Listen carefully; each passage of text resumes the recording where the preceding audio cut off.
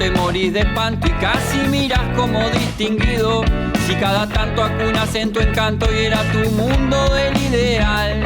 Y su ideal, mi ideal, el de aquel se puede... Buenas tardes, buenas noches, bienvenidas y bienvenidos a Último Bondi. Último Bondi es un programa producido por el colectivo Más Igualdad junto a la plataforma Camacuá y Caras y Caretas TV.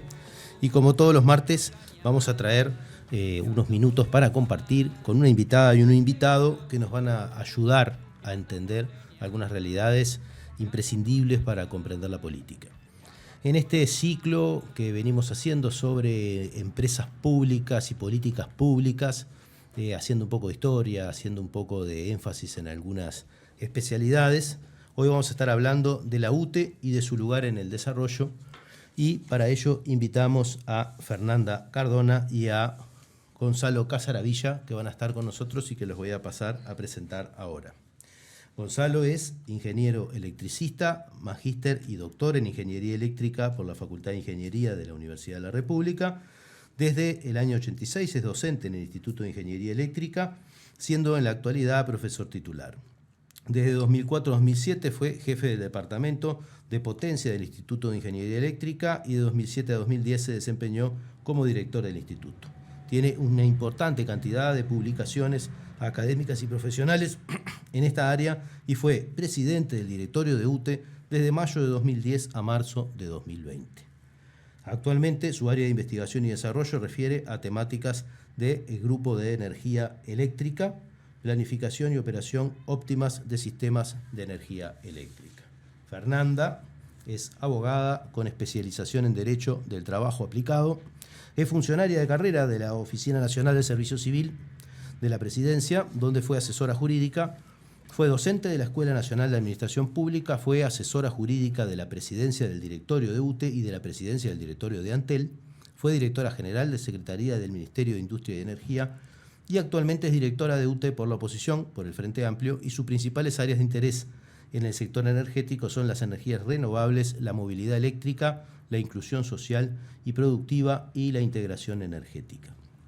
Con ellos, como siempre, vamos a compartir 3 bloques de información y de reflexiones y vamos a empezar un poco como siempre, por explicar el tema, por explicar la pertinencia, que en este caso no es tan necesaria porque todo el mundo sabe en Uruguay cuando hablamos de UTE de qué estamos hablando, pero algunas cosas hay que dimensionarlas tanto en términos históricos como en términos políticos, y ahí viene un poco esta primera idea de la evolución de la matriz energética, del papel de la UTE en el proceso de desarrollo nacional, y los invito a arrancar por donde quieran, y no sé quién quiere arrancar. Pero qué honor, ¿no? Qué mesa, qué honor. La verdad, primero, bueno, agradecer la oportunidad de la invitación y de compartir mesa con quien fuera mi jefe hasta el día de hoy. Así nos vinculamos y con el cual tengo un respeto y un cariño enorme, así que agradezco la oportunidad de poder compartir mesa con él. Bueno, yo creo que el gran desafío identificar en Uruguay la evolución, ¿no? del tema energético y el rol de las empresas públicas y del Estado en materia energética, creo que es el primer desafío que se tiene en esta realidad que nos está costando transitar en este momento, ¿no? Hablábamos fuera de aire antes de empezar la nota que uno, por lo menos en lo personal, y creo que también lo coincidimos con Gonzalo, el primer hito que uno puede encontrar desde el punto de vista energético en el Uruguay tiene que ver con la creación de las empresas públicas en el vallismo, a principios del siglo XX, el rol que le otorgó el Estado, ¿no? en ese Uruguay del siglo XX, y la oportunidad que cuando uno lo ve desde hoy, ¿no? La oportunidad histórica que nos generó Valle en ese sentido.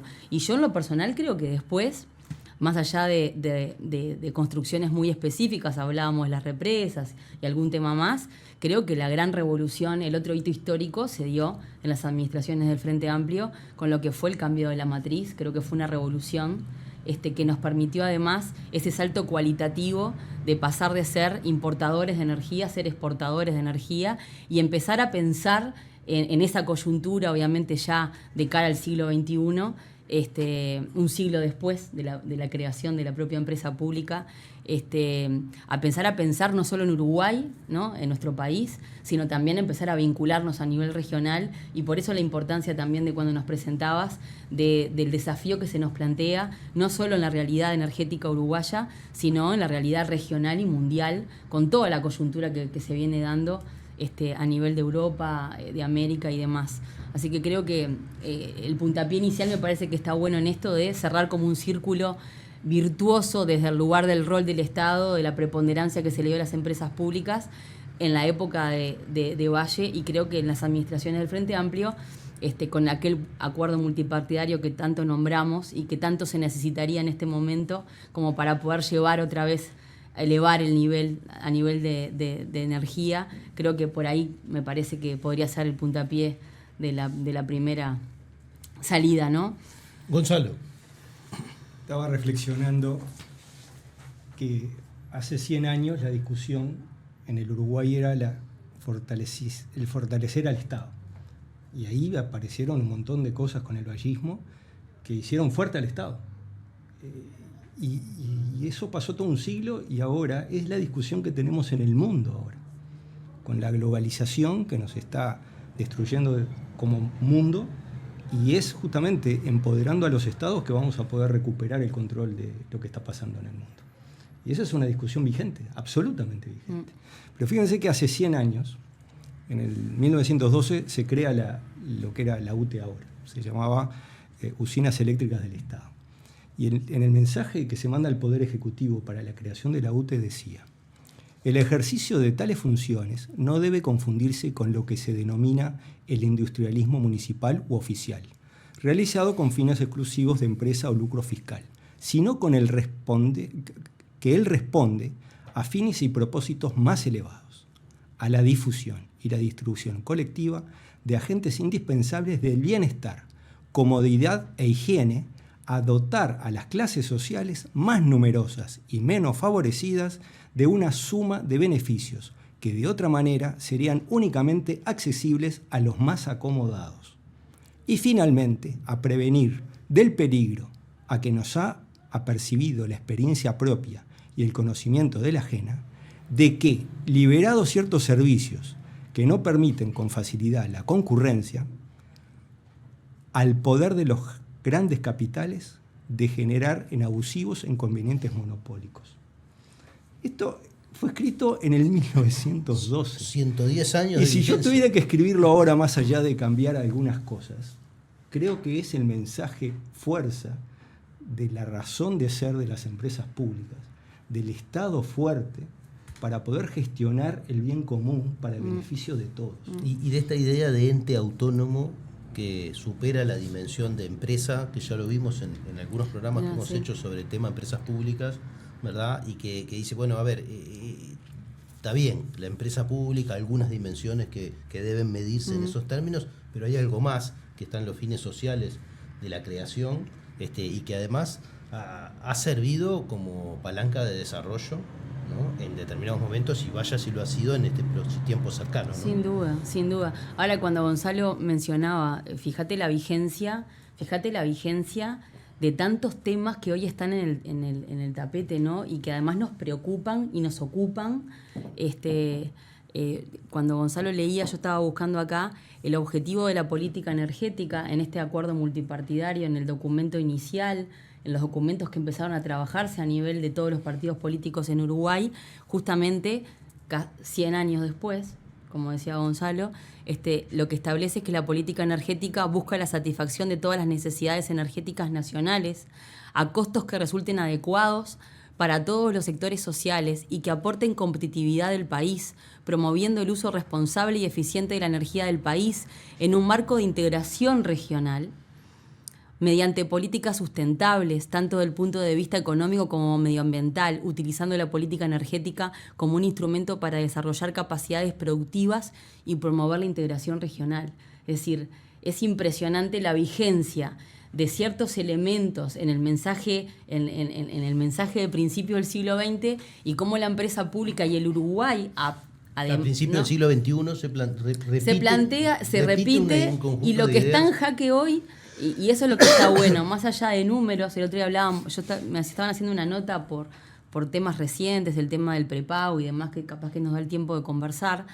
Pero yo lo que creo es que necesitamos, lo hemos hablado con Gonzalo en tantas conversaciones que hemos tenido en un mano a mano, necesitamos volver a conversar conceptualmente, ¿no? Es decir, más allá de números que uno puede probar, yo puedo salir a decir a la opinión pública que UTE no está invirtiendo como debería, que el Ejecutivo le bajó en inversiones, en gastos, en personal, todo lo que se viene discutiendo hace 4 años, y los números los vamos a poder mostrar. Seguramente la presidenta de UTE salga con los números que sale ella, y nosotros tengamos los nuestros, que surgen obviamente de la propia página web de UTE.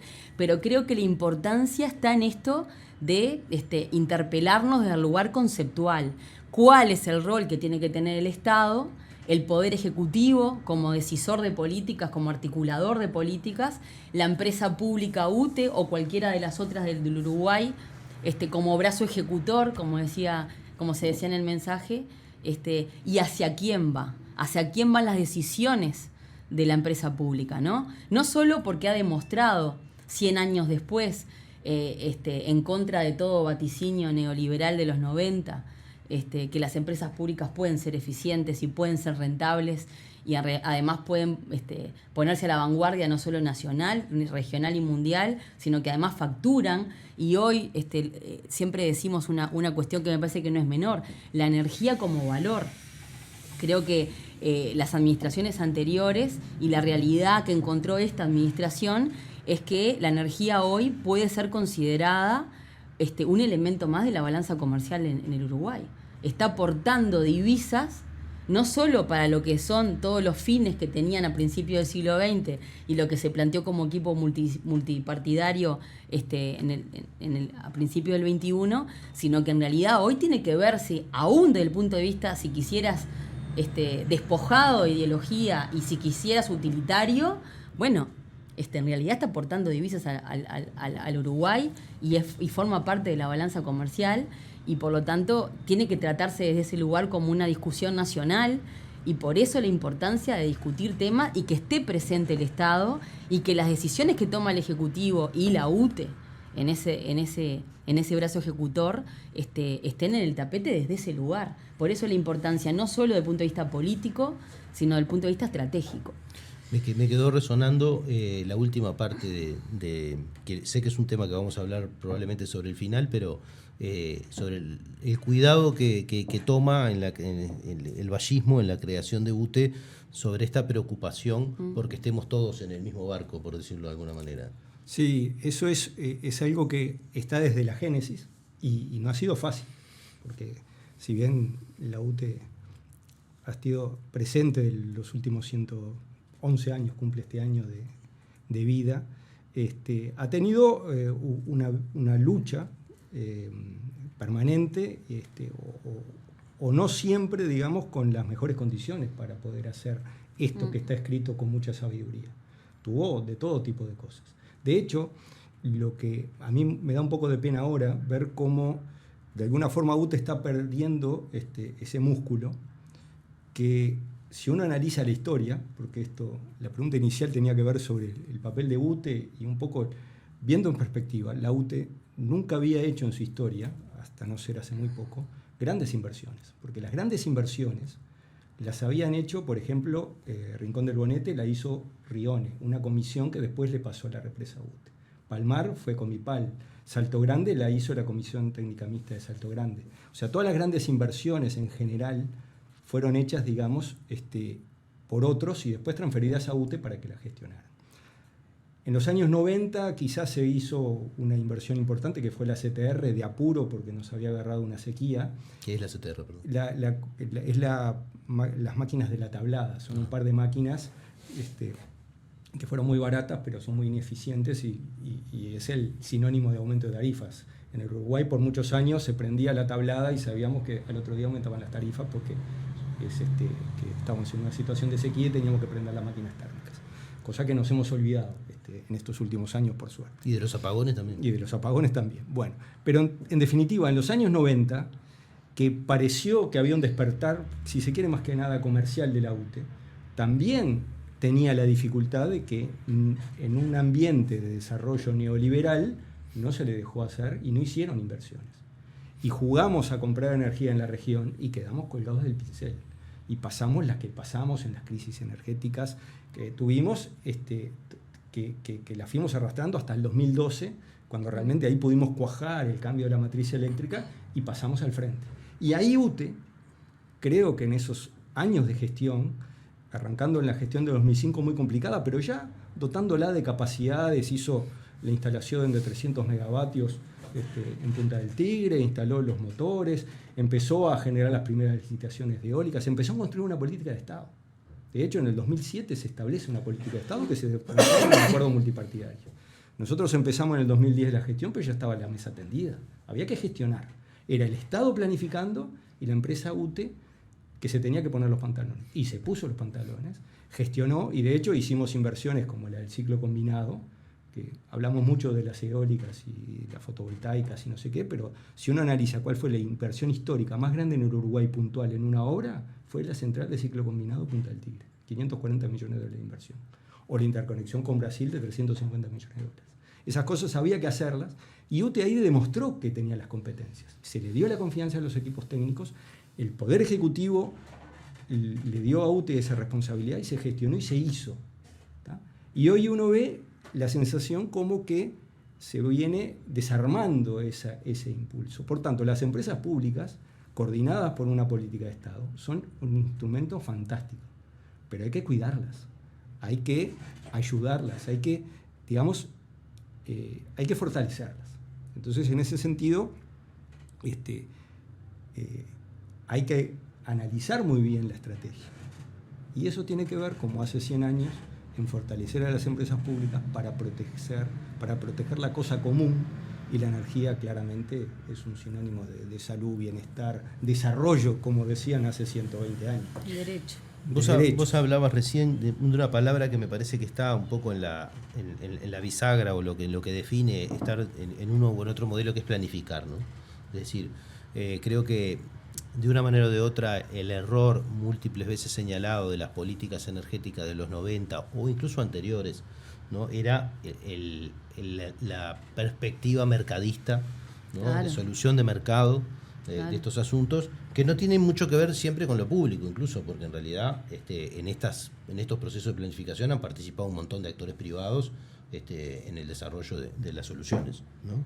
Pero digo, me parece que ahí hay un elemento diferencial, ¿no? Que es lo que está volviendo hoy en esta idea de el Estado como un garante de la realización del negocio privado y no como un planificador estratégico del desarrollo de algo. Exacto, sí, el Estado mirando el bosque, el Estado como articulador principal de la política pública, ¿no? Porque el Estado ve no solo el negocio eléctrico, o en el caso de cualquier otra empresa pública, sino que ve toda la realidad. Y la energía es lo que decíamos hace un ratito, ¿no? La energía hoy como indispensable, como derecho de la ciudadanía en general, pero además como insumo indispensable para cualquiera de los sectores.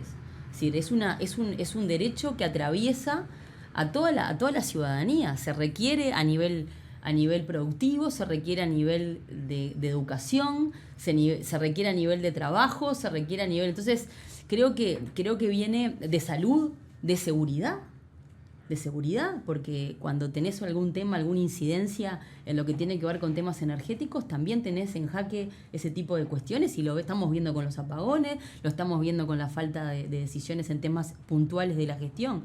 Entonces, creo que para ser sintética y en esto de dar el mensaje más global, más conceptual, es eso, es abandonar el rol del Estado articulador, planificador, incluso multipartidario, porque en realidad el abandonarlo no implica, hay una decisión política de eso y de esta gestión, entiendo yo, que abandona la discusión incluso interpartidaria. Nadie está diciendo que esto sea una decisión de un solo partido político, al contrario, se ha demostrado que existió y que fue exitosa.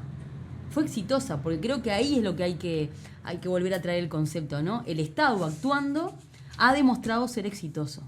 Entonces, hasta el punto de vista, como te decía, despojado de ideología o despojada de este tipo de cuestión, hasta el punto de vista utilitarista, como digo a veces en el directorio ahora que me toca estar, también importa, y no es lo mismo que participe el Poder Ejecutivo, que participe la UTE, que participe articulando, que participe generando políticas públicas, interrelacionando actores, porque también lo decíamos, nadie dejó nunca fuera la inversión privada.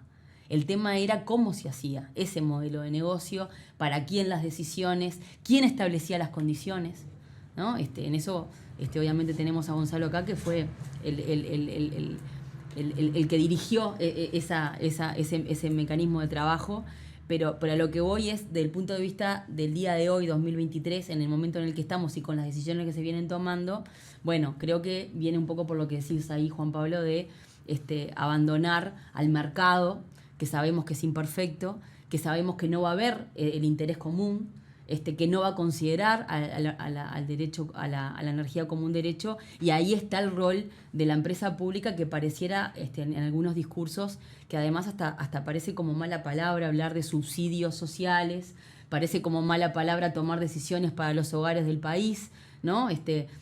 Yo lo que el otro día decíamos con el tema prepago, se pone incluso a la gente en contra de la gente, ¿no? Se ven a veces en las opiniones públicas esto de, bueno, yo estoy haciendo un esfuerzo por mantenerme al día con la UTE, y ¿por qué voy a permitir que los hogares más pobres, y bueno, si no tienen, bueno, no. Eso es una parte que también debe gestionar la empresa pública, y cuando damos la información a la gente, tenemos que decir todo lo que cuesta los beneficios a determinados grupos de clientes de la UTE, como los grandes clientes.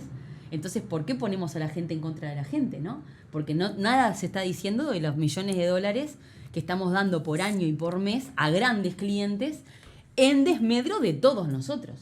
A ver, a eso nos vamos a referir con más detalles en el segundo bloque de Último Bondi, para hablar un poco del estado de situación que viene a ser un poco resumida cuenta las transformaciones que se dieron en este último tiempo, y algunos de estos asuntos que son de público conocimiento y de debate, pero que muchas veces no se conoce todas las cosas que están por detrás. Así que no se vayan, que en un minuto seguimos con el segundo bloque de Último Bondi.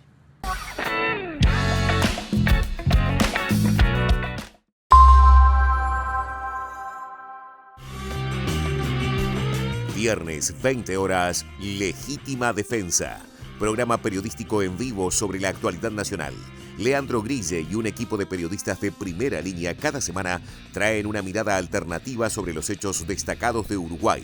Los esperamos por la pantalla de UCL, un canal latinoamericano.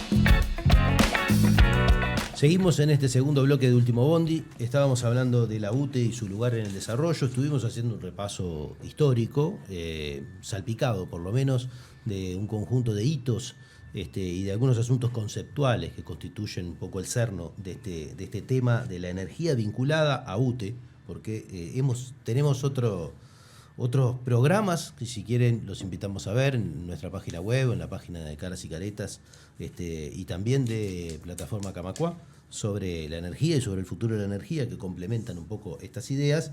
Y nos toca un poco ver ahora el estado de situación hoy, como quien dice, qué es lo que se ha hecho, porque ya hemos hablado incluso en otros programas también de la transformación de la matriz energética, pero hubo un papel importante de este ente, que es la UTE, que lo reconocemos como un pilar en el desarrollo nacional en toda su historia, y hubo un conjunto de transformaciones en el tiempo reciente muy importantes que se dieron bajo una cierta perspectiva que comulga bastante con esta idea del nacimiento de la UTE, ¿no? De este ente autónomo con estas características, pero que hoy, a la luz de una nueva gestión, con una perspectiva muy distinta, vuelven a resurgir como un elemento de discusión.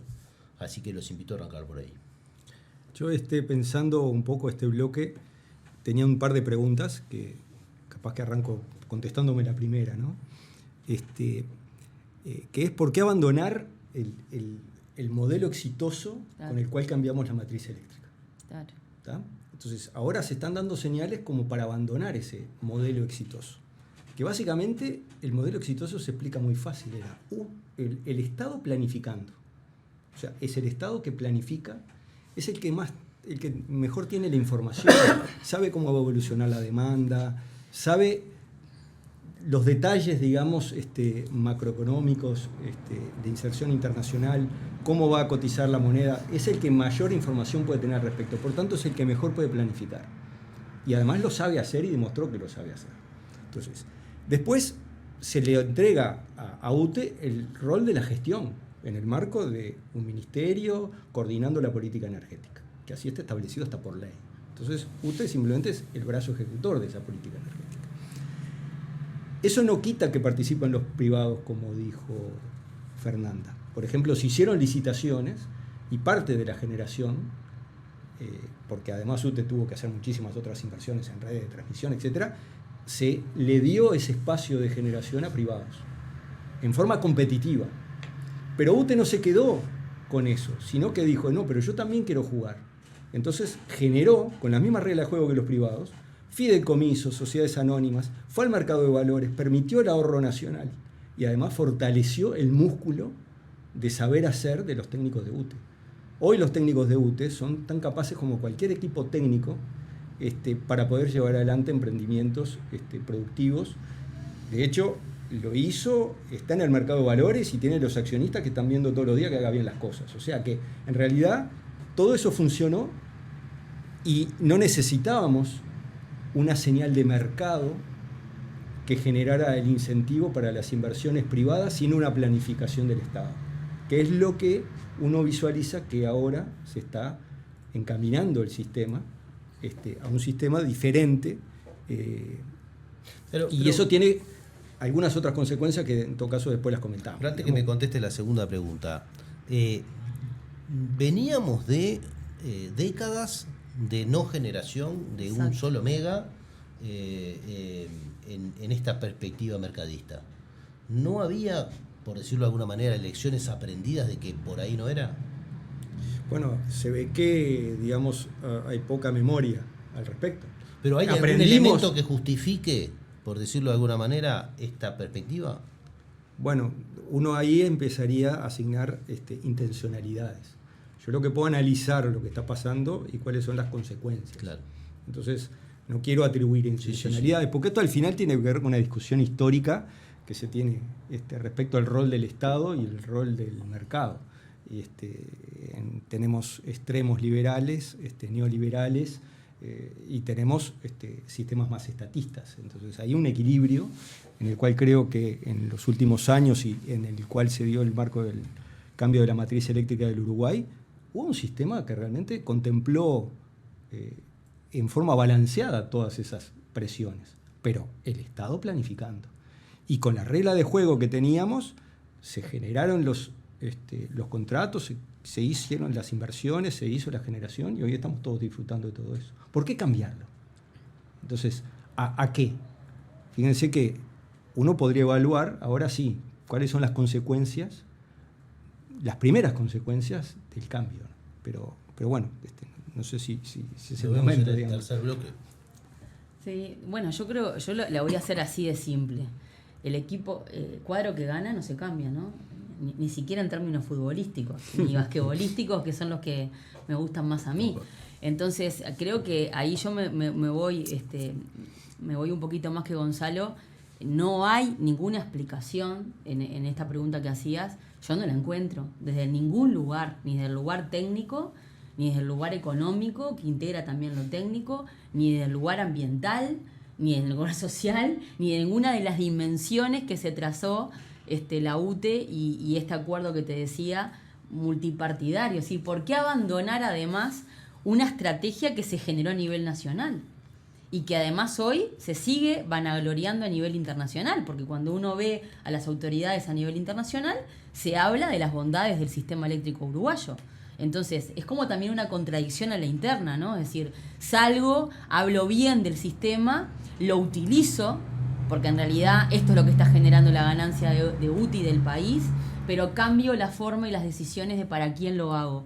Y creo que ahí hay un tema que decía Gonzalo que es verdad, se encontró un equilibrio muy difícil de encontrar, que era esto de planificar, ejecutar a tiempo, sacar resultados de esa ejecución, dar conocimiento, no solo a los técnicos de UTE, yo ahí también agrego otra cosa a lo que decía Gonzalo, al conocimiento en general. Se crearon carreras, se creó universidades en el interior de la República por el avance de la matriz eléctrica en el Uruguay. Es decir, la UTEC es una de los grandes resultados también de esta planificación estatal, en esto que decía Gonzalo de el Estado es el que tiene la información o debería tenerla de manera más completa para tomar decisiones a tiempo desde este lugar, desde el lugar del resultado país. Entonces creo que eso es lo que se abandonó y es gravísimo abandonarlo. Había equipos multidisciplinarios, a mí que me tocó estar en el Ministerio de Industria, nos habíamos acostumbrado, no solo a nivel nacional, en generar conocimiento y en generar valor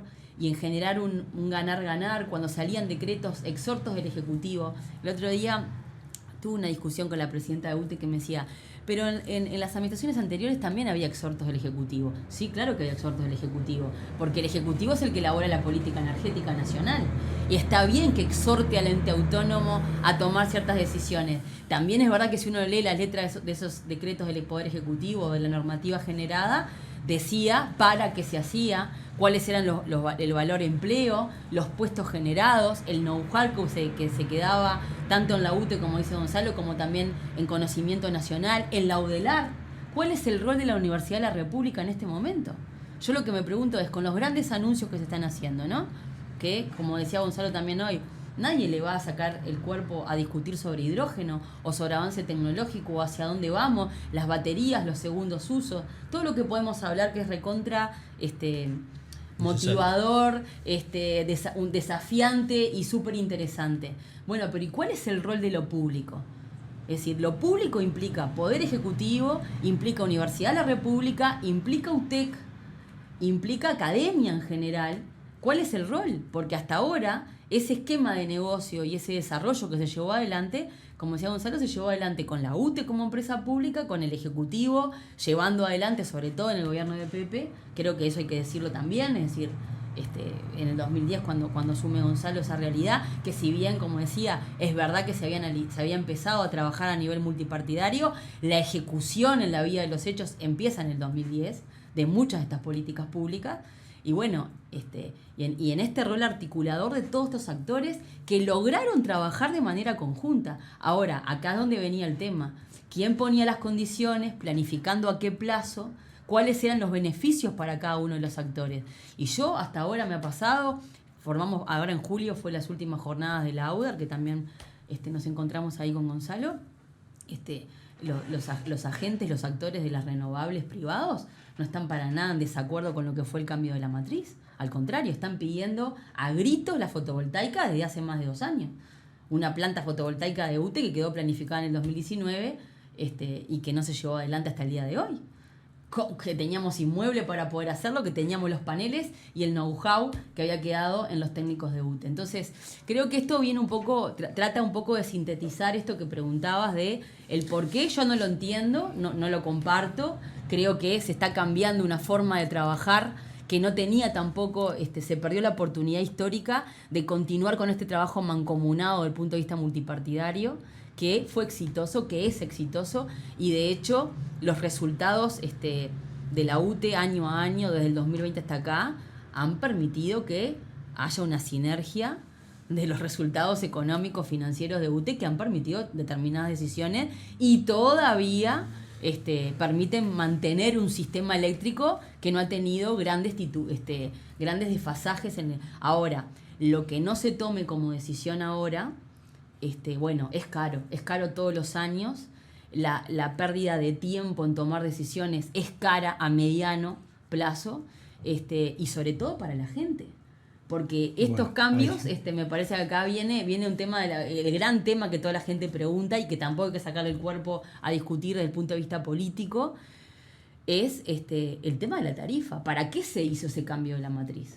Bueno, yo hoy decía algo en el primer bloque que es, bueno, logramos de pasar de ser un país importador de energía a ser un país exportador de energía, a tener soberanía energética, a tener oportunidades de robustez en el sistema que habilitan que hoy haya este mercado apetecible, digamos, para ciertos contratos, y lo que está mal es correr en este momento al estado de las decisiones, pero no solo de las decisiones de hacia dónde se va desde el punto de vista energético, sino de los beneficios, de las bondades de ese cambio de la matriz, que se está viendo para algunos grupos de clientes y no se está volcando a la gente. La mayor inversión en el país en los últimos años fue UPM, inversión privada. Actores de UPM en algún momento me dijeron, si la universidad y el país no hubiese generado el conocimiento y las herramientas de gestión del sistema eléctrico que se generaron, nunca se hubiese decidido la inversión en Uruguay.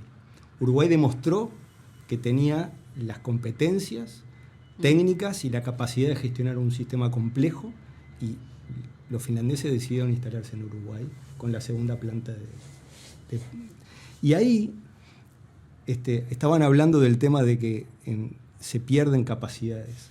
Generar equipos y conocimiento lleva años, décadas de inversión. Perderlos 2 minutos, porque viene el mercado y se lo lleva a otras partes del mundo. Y está pasando.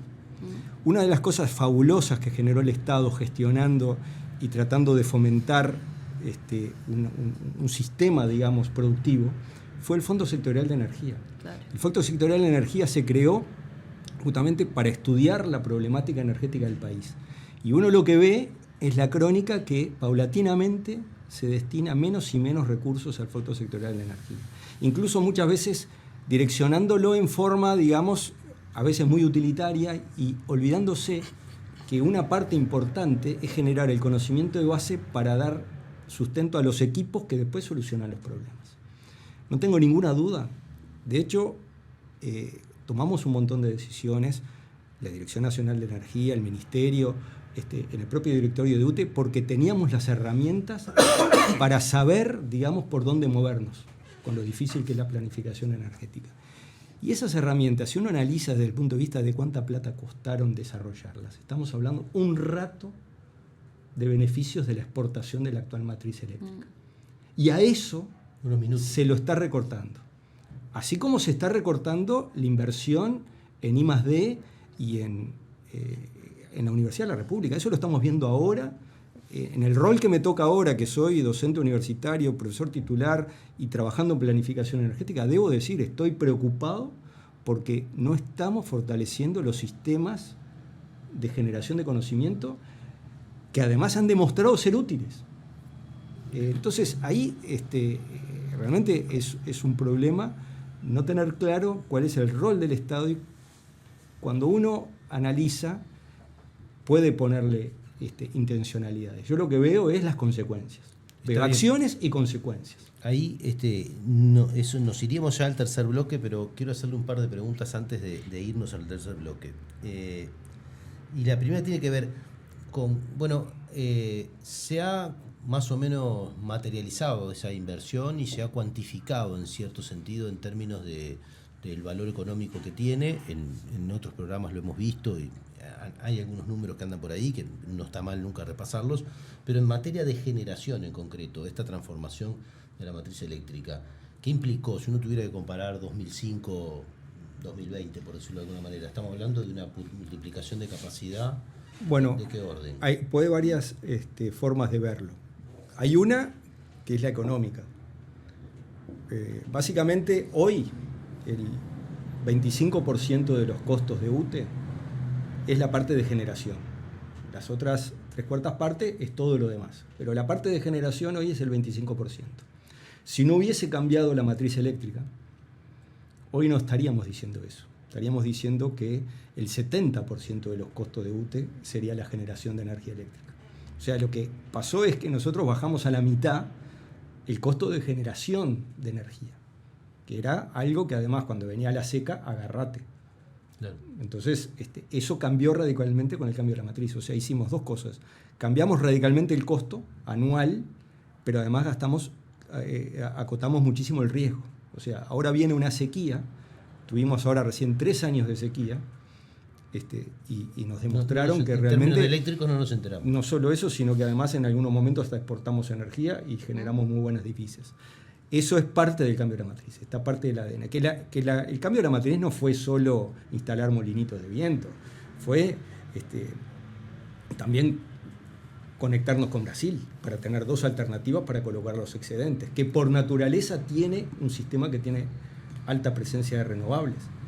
Y tuvimos que demostrar y recontrademostrar, y por suerte la realidad nos ayudó, de que los excedentes no son una mala palabra, sino que son parte del diseño del sistema.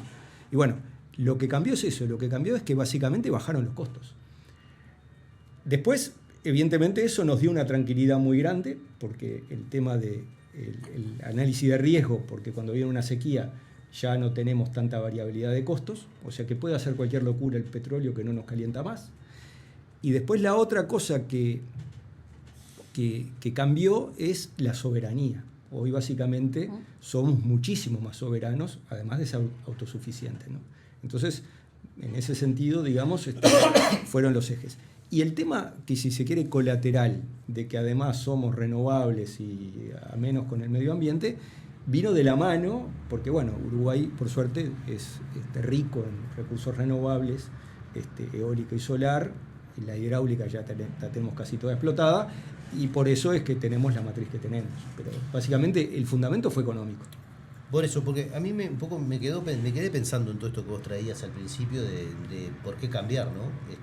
Creo que las señales, una atrás de la otra, todas harían la misma pregunta, ¿no? O sea, en términos de costos hay un aumento de eficiencia clarísimo, o sea que cualquier hipótesis economicista del asunto justificaría perfectamente el cambio.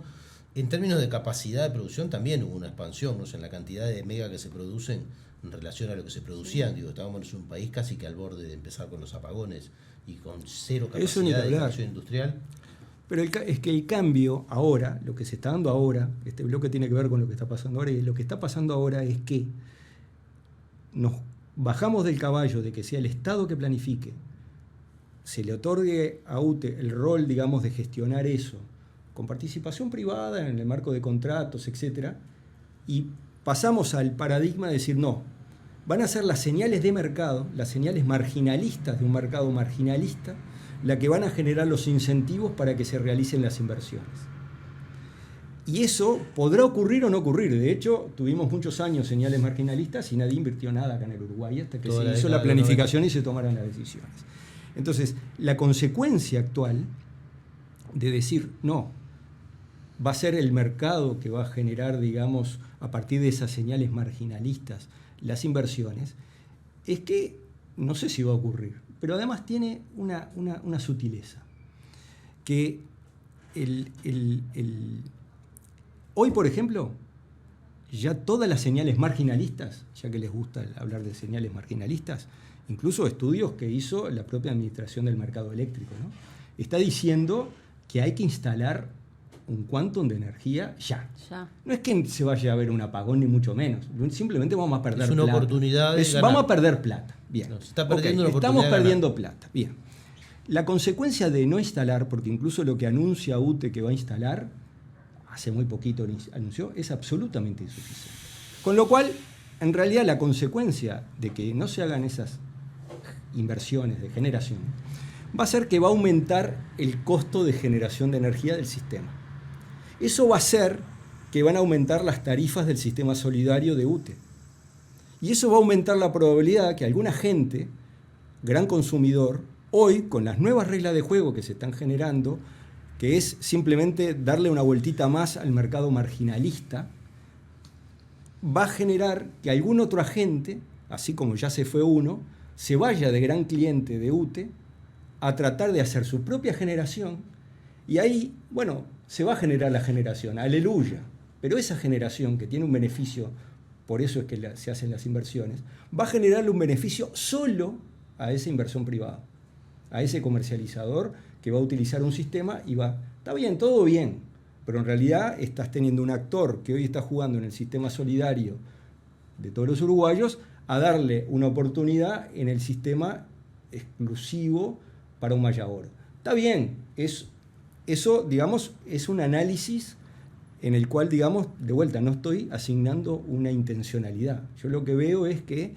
de un sistema que funcionaba usando el sistema actual, el que llevamos adelante haciendo las inversiones, usaba la teoría marginalista, que eso es la eficiencia del mercado.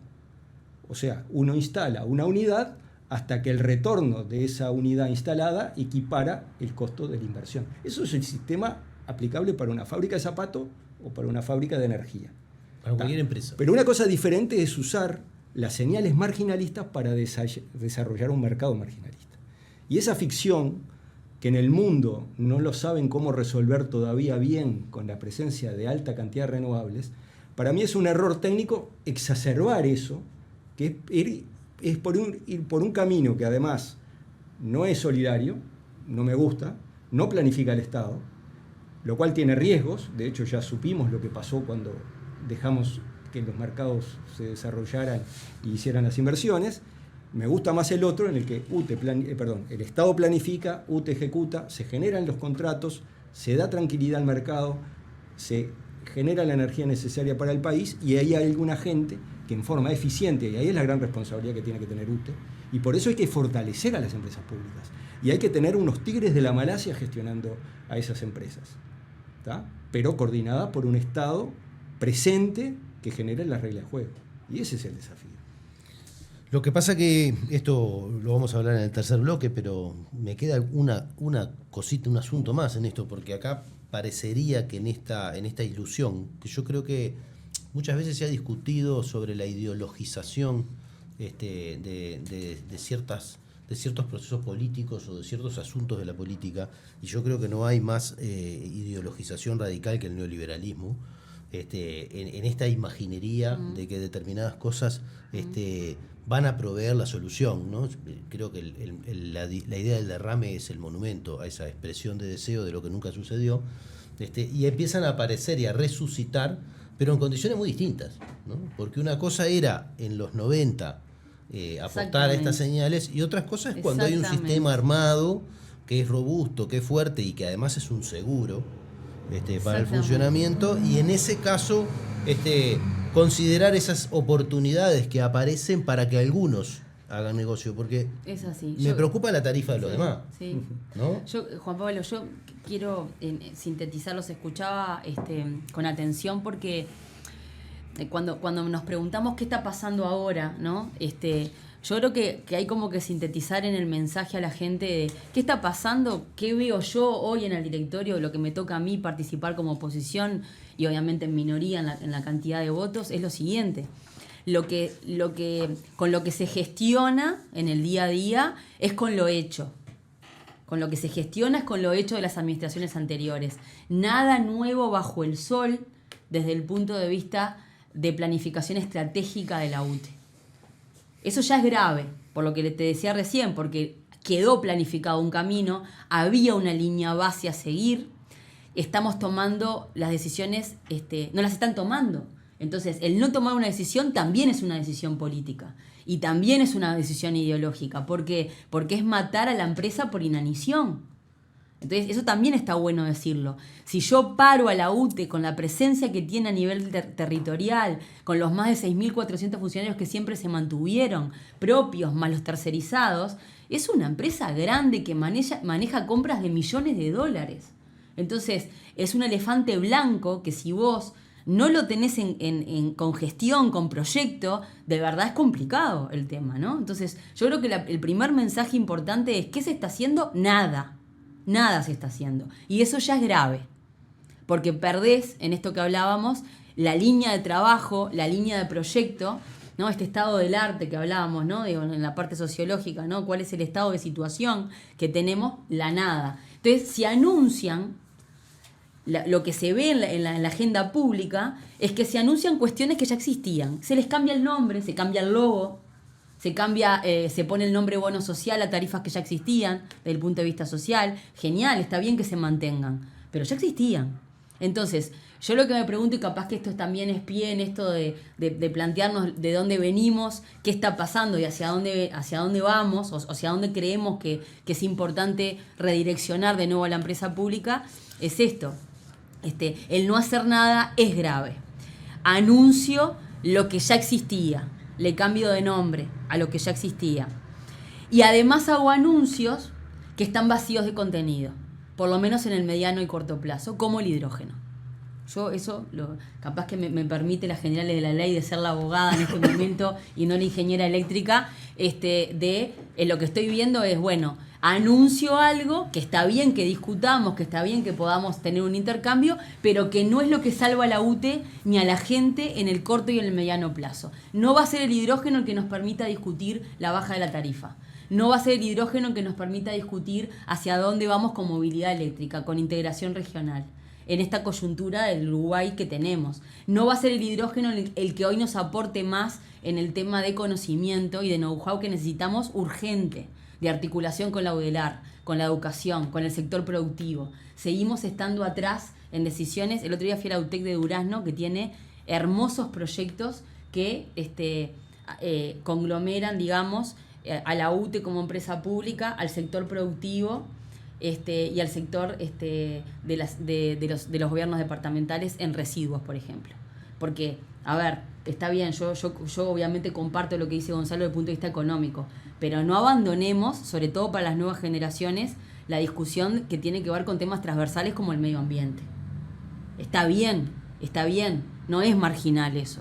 Está bien que trabajemos y que seamos eficientes desde el punto de vista económico, pero también seamos eficientes desde el punto de vista ambiental, desde el punto de vista de sustentabilidad generacional, desde el punto de vista de género. También me comprende las generales de la ley. UTE tenía, y Gonzalo lo sabe, lo que se trabajó en género fue impresionante. Teníamos mujeres electricistas, teníamos proyectos que se trabajaban a nivel de la UTE con la DNE, con la Dirección Nacional de Energía, con el Ministerio de Industria, para formar mujeres que trabajaban en sectores masculinizados desde el punto de vista histórico y que les daban les daban una independencia económica, que eso terminaba teniendo un virtuosismo desde el punto de vista de temas de género, de violencia. Entonces, a lo que voy es, bueno, no abandonemos esos caminos, no compremos estos discursos, que está bien que los demos, pero hay que ver los timing de cuando los damos. No compremos esto de decir, bueno, venimos con un hidrógeno. Yo escuché al ministro Paganini y lo he hablado con él también, porque genera esa posibilidad, hay que decirlo también, lo he hablado con él mano a mano.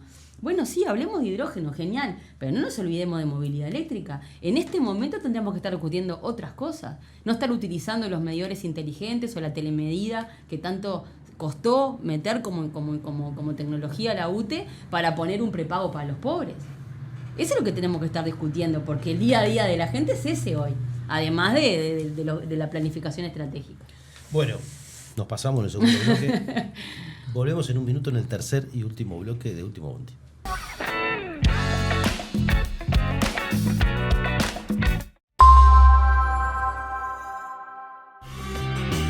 Cada domingo, por UCL, Legítima Defensa Segunda Dosis, con Leandro Grille y Víctor Hugo Avelando, un programa que trata en profundidad en una ronda de análisis los temas que influyen en la actualidad uruguaya. No te lo podés perder.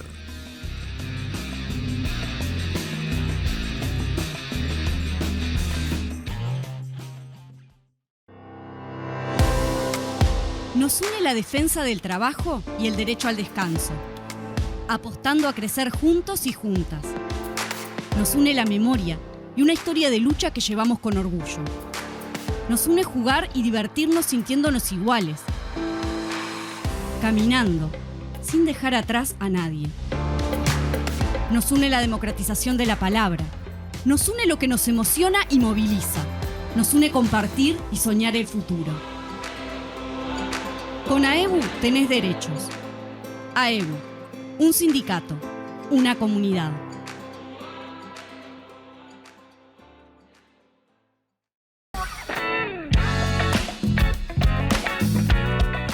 Seguimos en este tercer bloque de Último Bondi y nos toca hablar del futuro, como siempre, intentando cerrar un poco todas estas cosas que se fueron abriendo y que es imposible separar, ¿no? como para tratarlas como puntos aparte. Pero bueno, Fernanda estaba trayendo en este último, en el final del segundo bloque, toda esta idea del prepago, cómo el bono social que aparece después de la tarifa social con una mejora, ¿sí?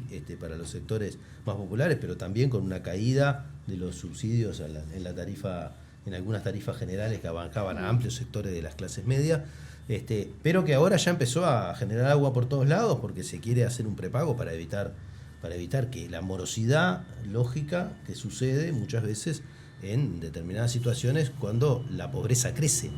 Porque en el fondo, este otro tópico inicial con que Gonzalo inauguró el programa, de traer la prosa del primer vallismo, está siempre presente y transversal en nuestra historia y nos vuelve a recuperar esa idea de que no estamos hablando solamente de una empresa, de que estamos hablando de los derechos de la gente, de que estamos hablando de fines sociales, de que estamos hablando de desarrollo, y de una manera u otra todo eso estuvo omnipresente en cada momento, ¿no? En las posibilidades de tener capacidades de transformación de la matriz productiva, en las posibilidades de tener calidad ambiental, en las posibilidades de tener acceso efectivo de la población a un derecho básico. Y ahora la idea un poco de irse al futuro tiene que ver con esto de... Está un poco contaminada con qué es lo que está pasando hoy y que de una manera u otra va a estar presente en el futuro. El próximo gobierno que venga se va a tener que hacer cargo de algunas cosas que no se hicieron y va a tener que correr más rápido de lo necesario, o cambiar la rueda del auto con el auto andando, como se decía cuando se hizo el plan de emergencia.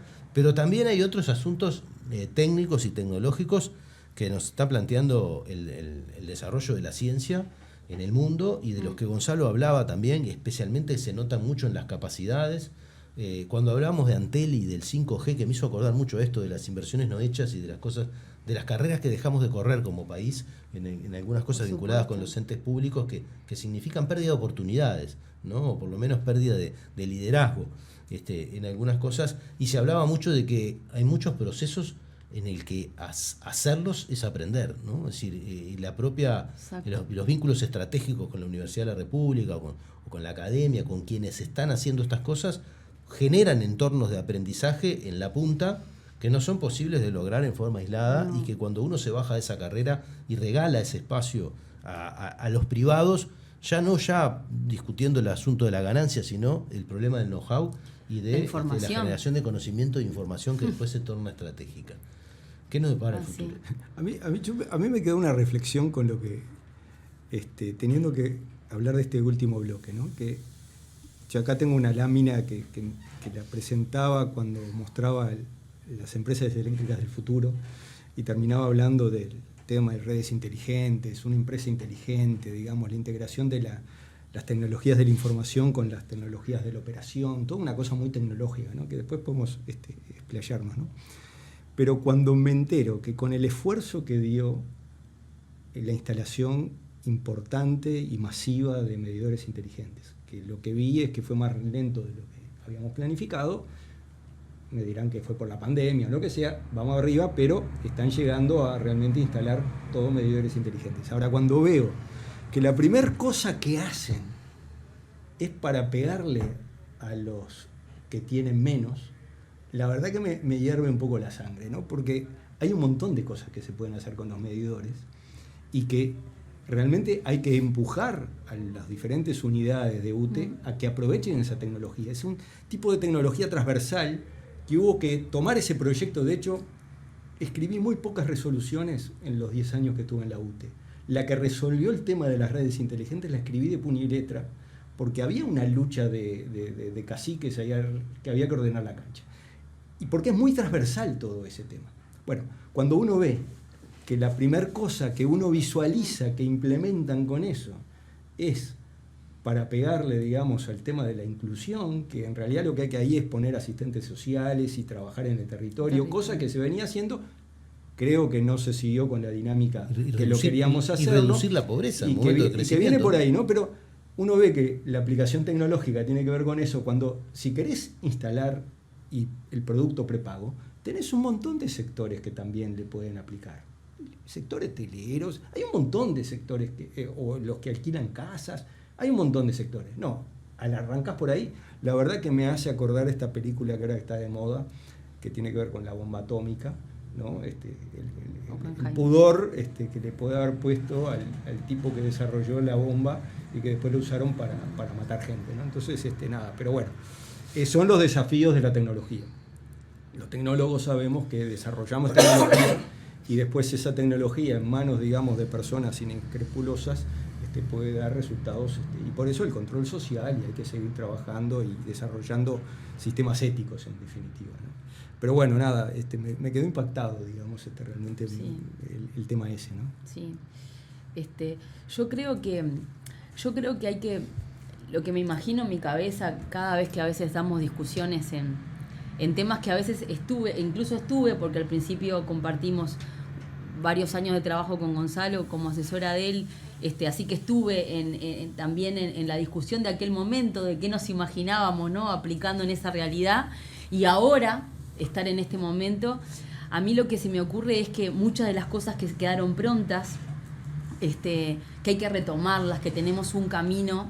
La buena noticia a todo esto, porque vamos a tratar de darle, ¿no?, un velo al tema de luz, hablando en términos del objeto que nos convoca hoy, es que tenemos una buena noticia, y es que tenemos ideas, es que tenemos equipos preparados, que tenemos a la Facultad de Ingeniería, que tenemos a la UDELAR, que tenemos a la UTEC, que tenemos a los mismos actores generados en otro momento dispuestos a volver a articular.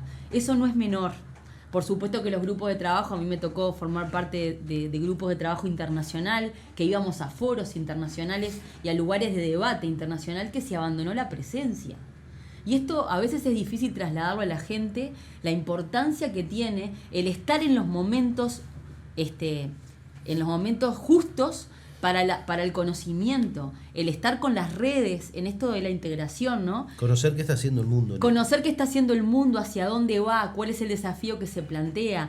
A mí me llama mucho la atención que se esté hablando de hidrógeno, lo estoy poniendo porque es parte de la agenda que plantea el oficialismo, ¿no? Y tratar de desmalezar esto de qué te dicen y qué no te dicen en esa discusión, ¿no? Entonces acá se anuncia el hidrógeno sin un cronograma, sin estudios económicos, como les hablaba Gonzalo, ¿no? ¿De dónde partimos de la base? Tanta crítica que además ha tenido algunos de los proyectos que pueden no haber salido de administraciones anteriores, pero que tenían informes técnicos, no solo de la propia empresa pública, sino a nivel académico de hacia dónde íbamos. Podían salir como parte de grandes proyectos que no existían y que se hicieron de primera, ¿no? Que fue la primera vez que se llevaban adelante.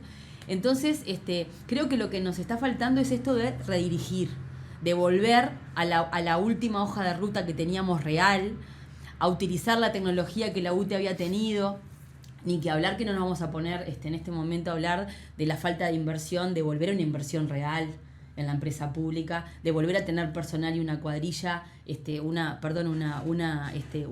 una plantilla de funcionarios y funcionarias que tengan un mínimo, como siempre se tuvo, a pesar de discutir si entraban 2, si entraban 3 de cada vacante, pero digo, tener una plantilla mínima, tener inversión, tener la posibilidad de tener gastos para realmente reforzar, como decía Gonzalo, la empresa pública, retomar aquella línea de trabajo que se había quedado, y realmente discutir sobre bases sólidas, con informes técnicos, volver a articular. Eso creo que es lo primero que hay que hacer. Creo que quedó una línea de trabajo pronta para tener un salto cualitativo en el negocio de UTE. Yo cuando veo ahora, y a Gonzalo también obviamente le comprende por todas las decisiones que tomó, pero cuando yo veo que te hablan de movilidad eléctrica hoy y se sigue cortando la cinta de cargadores eléctricos, que lo que cambió fue de corriente alterna continua, la verdad, Gonzalo, si a mí me pasa que me hierve, dijera, la sangre, calculo lo que debe sentir también él. Es decir, está bien, a ver, es como inaugurar una radiobase, ¿no? O que te cambien el router de tu casa en el tema de telecomunicaciones. Sí, está bien, es parte del avance tecnológico. Ya lo hicimos eso, ya estaba hecho. Nosotros no podemos estar discutiendo de movilidad eléctrica hablando de que ponemos un cargador. Está bien, es parte de la hoja de ruta, hay que hacerla. Pero nosotros estábamos prontos para que esta infraestructura, porque se generó una política, se plasmó en una infraestructura y en una estructura, ¿no? Bueno, estábamos prontos para el próximo salto cualitativo, que era una integración regional real. Y cuando hablamos de una integración regional real en movilidad, para dar un ejemplo, no son los cargadores de la ruta. La ruta tiene que seguirse, sin duda, pero tenemos que empezar a interconectarnos de manera real con Brasil, con Argentina, con Chile. Cuando uno ve los objetivos de desarrollo y las agendas internacionales, estábamos hablando con el equipo de trabajo el otro día del despacho del Frente Amplio, están planteándose que al 2030 Chile se está planteando tener solo vehículos eléctricos. ¿Qué va a hacer la UTE con eso? ¿Qué va a hacer el país, el Uruguay, en el medio de esa región? ¿Hacia dónde vamos a ir con eso? Tenemos que desarrollar software. Uruguay había sido pionero en desarrollar software, en desarrollar conocimiento desde la gurizada, ¿no? Con la robótica, ¿no? Bueno, ¿dónde estamos en esa realidad? ¿Qué vamos a ofrecer como nuevo negocio, como nuevo paradigma, utilizando la línea base que teníamos tecnológica? Ya no es la discusión el cargador eléctrico. No, bueno, ahora tenemos que desarrollar un software. Hay una slide del equipo de movilidad eléctrica de UTE que está pidiendo agua a gritos desde hace un tiempo, que se defina el desarrollo de un software que permita la interoperabilidad regional, como una especie de roaming, para que se entienda, ¿no? Cuando uno pasa en el barco Argentina o se va a otro lado, el roaming te avisa. Bueno, lo mismo tenemos que poder lograr a nivel energético. Ese es el futuro que tenemos que discutir.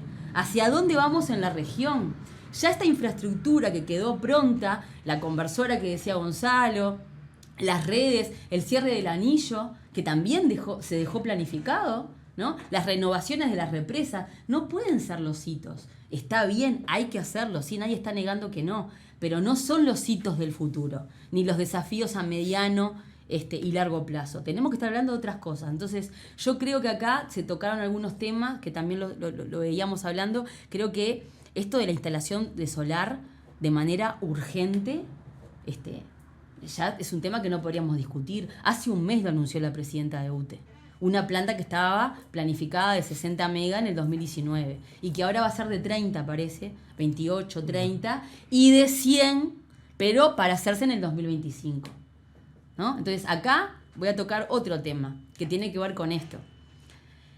¿Qué nos queda ya como asumido como obligación económica? Porque cuando uno ve estas planificaciones que estaban algunas hechas y que no se tomó la decisión de hacerlas ahora, cuando se anuncian, están agarrando el presupuesto del que venga en la UTE, del poder ejecutivo y del directorio que venga en UTE. Entonces, cuando uno ve, por ejemplo, las obligaciones asumidas a nivel económico, hasta el 2044 tenemos en el entorno por quinquenio de 84 millones de dólares asumidos por UTE.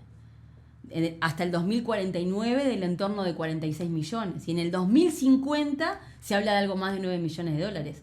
Quiere decir que hay obligaciones asumidas, pero que no se tomaron en esta administración, que van a comprometer la decisión del directorio que venga y del poder ejecutivo que venga.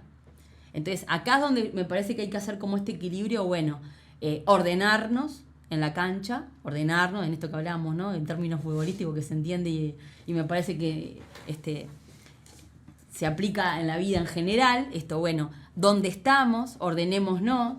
¿Por qué estamos cambiando estos paradigmas que resultaron exitosos?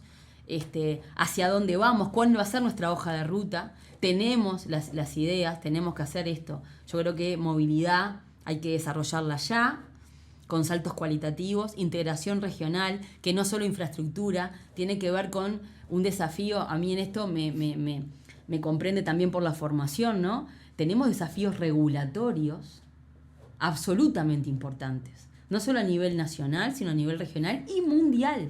Porque cuando uno ve que hablan en hidrógeno en Europa, bueno, vamos a tener desafíos regulatorios en el Uruguay. Esos son desafíos jurídicos. Tenemos que tener equipos propios y formados y prontos para salir a la cancha. ¿Dónde están esos equipos de trabajo? Seguramente los podamos conformar rápidamente, pero tenemos que tomar la decisión ya. Entonces yo creo que la gran desesperación que yo trato de trasladar con esta buena noticia de que tenemos la posibilidad de cambiarlo es: hay que tomar decisiones ya, que tienen que ver con saltos cualitativos de verdad. El hidrógeno sí en el horizonte, pero equipos de trabajo multidisciplinarios en territorio, en la región, participación en foros internacionales, no solo de las autoridades que son obvias que van a tener que ir, hasta por un tema de representación del país, de equipos de trabajo, de equipos académicos, de la UDELAR, de la UTEC, de la propia UTU, que se dejaron de estar. El otro día me comentaba un compañero que tengo trabajando en la UTEC, bueno, estamos discutiendo la rendición de cuentas, donde la UTEC está diciendo que no solo no sabe si va a poder permanecer con ciertas carreras que ya existen, sino que no tiene un horizonte claro a mediano plazo para tener carreras nuevas. Entonces creo que viene el desafío por ahí, en esto de unir qué le pasa al Uruguay cuando discute temas energéticos, qué le pasa a la UTE y cuál es la transversalidad de las decisiones que no se tomen en UTE y en energía a nivel país cuando no se toman a tiempo. Y hay un factor que cuando yo veo el listado de cosas que comentaba sobre las empresas eléctricas del futuro, el último renglón dice invertir en el desarrollo de su capital humano. Hoy las empresas tecnológicas del mundo compiten por el capital humano, por las personas que tengan las mejores competencias para desarrollar las unidades de negocio de la empresa. Hace unos años uno visualizaba que había una oportunidad importante en UTE porque había un recambio generacional en curso, porque por muchísimos años no había entrado gente y toda esa gente, y de hecho en estos últimos años han venido jubilando personas, digamos, con experiencia, pero eso deja espacio a otras que estaban a la media de la tabla para subir. Pero si ahora no damos una señal, ¿tá? Esa señal que genera un equilibrio que hay que gestionar como director de una empresa pública, que es el corporativismo, pero esa identidad de tener capacidad. Yo estoy convencido, después de estar frente 10 años de la UTE, que tenía el mejor personal técnico y gerencial del Uruguay. ¿Tá? Había que dirigirlos, porque vos le decías traca traca y traca traca iba y lo hacían bien. El problema era un tema de dirección, muy competente, muy profesional. No le dejes el espacio de cuidarse el ombligo, porque digamos eso es natural y había que gestionar esa presión entre las chacras. Esa es la responsabilidad del directorio de una empresa en general, que tiene al poder ejecutivo que quiere algo, que es el accionista de alguna forma, tiene los clientes, tiene los gerentes, tiene el sindicato, tiene un montón de tensiones y vos tenés que gestionar todo eso. Pero en cualquier escenario vos lo que necesitas es gente competente. Y yo lo que veo es que si vos no das la señal de que UTE va a seguir siendo una empresa líder tecnológica, con capacidad, con músculo, la gente joven se va a querer ir para otro lado y vos perdés ese músculo. Por ejemplo, el tema del desarrollo de software tiene dos partes importantes. Una es por después tener el know-how y conocer y ser el que sabe del negocio, que no venga un privado y te venga un paquete. En tema de la movilidad eléctrica, tener el software para la gestión de eso, que lo estamos desarrollando, era vital. Y hubo que poner la pata y decir, no, esto lo hacemos nosotros. Claro. Está bien, el tema de comprar el software para la gestión comercial, o sea, de la parte, digamos, de administrativa, compralo.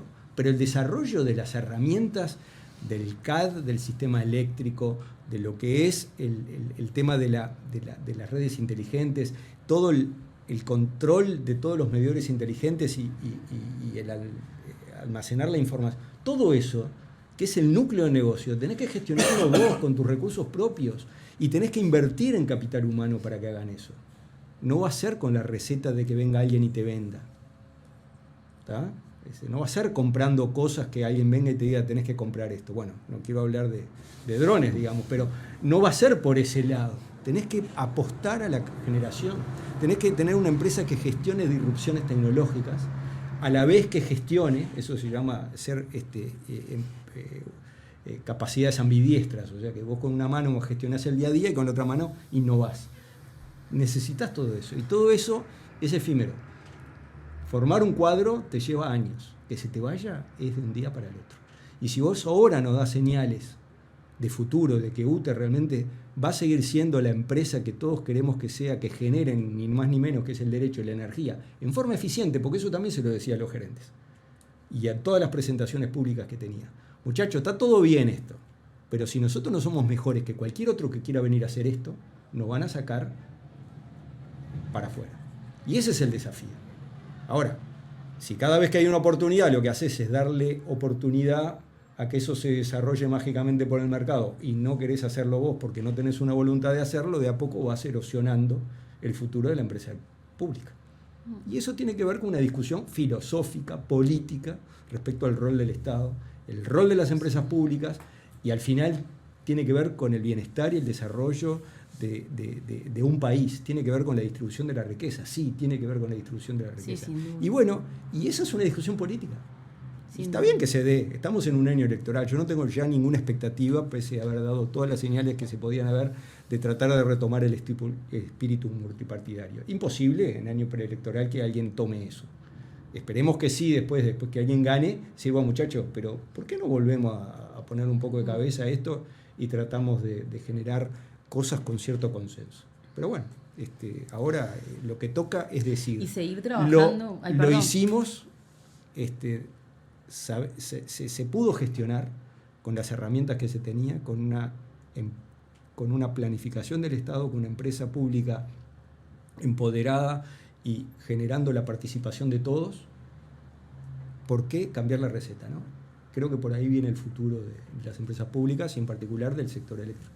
Nos vamos, Fernanda, la última. No, yo creo que hay un rol también que no es menor mencionarlo acá, que es este conocimiento de haber estado también, ¿no? En el cambio de la matriz como tal, y haber estado también en esta gestión, ¿no? De conocer lo que no se tomó como decisión, lo que sí se tomó, lo que falta por hacer.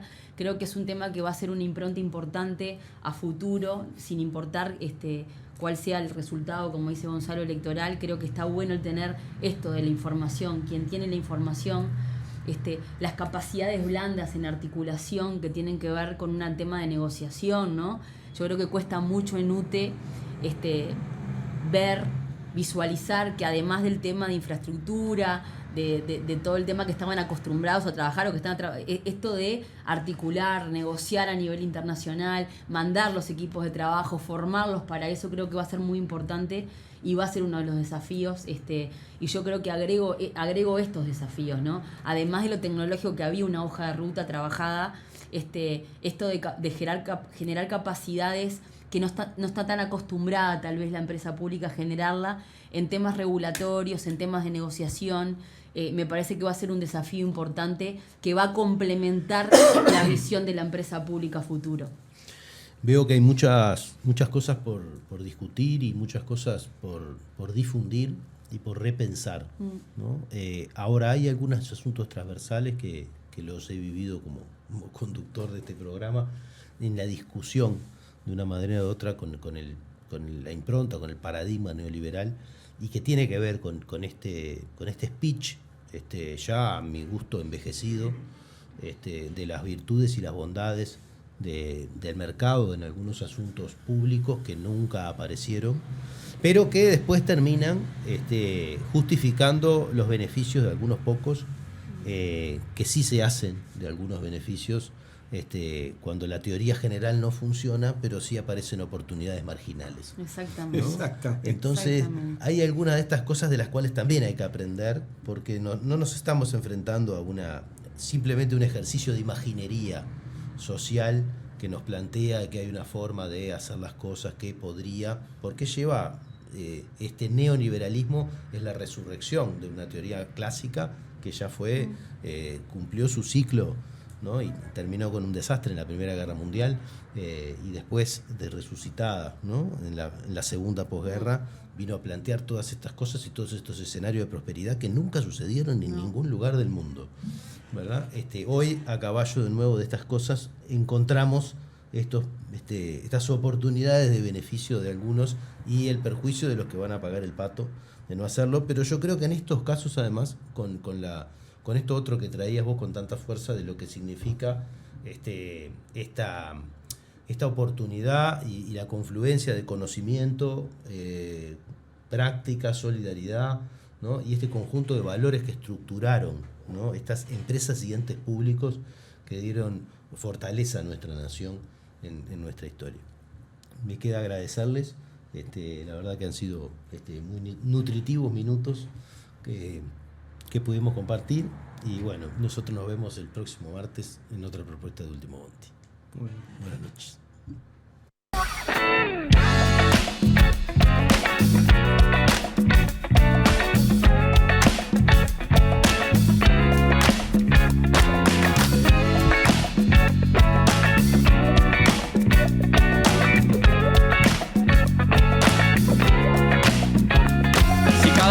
Te morís de espanto y casi miras como distinguido.